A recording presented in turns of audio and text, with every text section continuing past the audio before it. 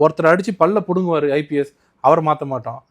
நீங்கள் என்ன பண்ணாலும் நாங்கள் அப்படி தான் இருப்போம். ஐபிஎஸ் லாபி வந்து எங்களுக்கு வேணும், அவங்களுக்கு மனம் கோன்ற மாதிரி நடத்தக்கூடாது அப்படின்னு நினச்சிட்டிங்கன்னா உங்களால் ஒரு சட்டம் ஒழுங்கு பாதுகாக்க முடியாது. ஏன் ஜெயலலிதா பாதுகாத்தாங்கன்னு சொன்னீங்கன்னா விருப்பு வெறுப்பு யார் மேலேயும் கிடையாது. இவரை பிடிக்கும் இன்னைக்கு, அந்த அம்மா ரொம்ப க்ளோஸ் தெரியுங்களா அவர் அப்படின்வாங்க. கரெக்டாக 2வது நாள் பார்த்தா அவர் எங்கே இருப்பாருன்னு கேட்டால் இங்கே ராமநாதபுரத்தில் ஒரே டேபிள் மட்டும் இருக்கும் டிபார்ட்மெண்ட்டில், அங்கே இருப்பார் அவர். அப்போது யாருக்கு மேலே வெறுப்பு? இங்கே பாருங்கள், 4.5 வருஷமாக கரெக்டாக சொல்லலாம் இவர் தான் இவர் க்ளோஸ்ன்னு, இன்னி வரைக்கும் க்ளோஸ். அதுதான் இங்கே பிரதிபலிக்குது. உடனே சொல்லலாம் அவருக்கும் ஸ்டாலின் அவர்களுக்கும் இந்த இதுக்கு என்ன சம்மந்தம்னு. அவரோட அந்த மெத்தனமான போக்கு, மக்கள் மத்தியில் ஒரு பயம் இல்லை, போலீஸ்காரங்க கிட்ட சுத்தமாக பயம் கிடையாது. அவங்க இத்தனை 24 லாக்அப் டெத் நடக்குது, அவங்க பாட்டு கூலாக இருக்காங்கன்னு என்ன அர்த்தம்? இந்த கவர்மெண்ட் நம்மளுக்கு பாதுகாக்கும், நம்மளை யாரும் தயவும் தேவையில்லை, இந்த கவர்மெண்ட் நம்மளை பார்த்துக்கும், நம்ம ஏன் பயப்படணும்? எந்த சிஎம் மேலே பயம் இருக்கணுமோ சிஎம் மேலே பயம் இல்லை.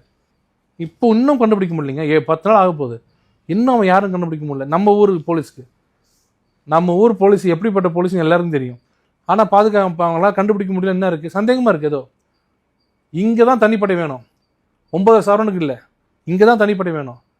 தனிப்படை இல்லை. இப்போது மக்கள் போராடுறாங்க. இப்போ அந்த குழந்தை என்ன ஆச்சுன்னு, அந்த 10 நாள் ஆச்சு இன்னும் பிடிக்கலையேன்னு கேட்டால் அவன் ஏதோ இதுக்கு இப்போ கிளம்பி போயிட்டான், நார்த்து கிளம்பி போயிட்டான், அவன் ஃபோனை பிடிச்சி நான் பிடிச்சிட்டு இருக்கேன்றாங்க. அதெல்லாம் போய் தமிழ்நாடு போலீஸ் நினச்சா இதை 2 நாளில் பிடிச்சிருவாங்க. பிடிச்சிருக்கலாம், இன்னும் பிடிக்கல.